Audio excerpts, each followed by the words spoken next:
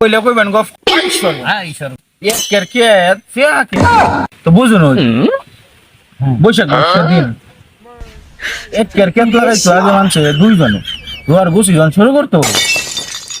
দুপুরে বেলটা একটু আলছে আলছে শেষ হয়ে গেছে আই সর্বনাশ আর ওখানে কি কামলা হইছে সাতজন লোকে এক কেরকেট লাগাইতে না কামলার কি উন্নত রয়েছে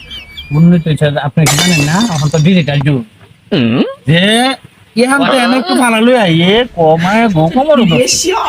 এই একটা আকিস বিড়ি টান দে লই একটা বিড়ি টান দে লই একটু গোয়া খায় লই এটা করতে করতে বিড়ি না আঙ্কেল এখন তো মানুষের শরীরে উন্নত হয়েছে আপনি যেটা কইছেন না এখন মানুষের শরীরে উন্নত হয়েছে আই সর্বনাশ আগে একজনে পাঁচজনে কাম হচ্ছে না এই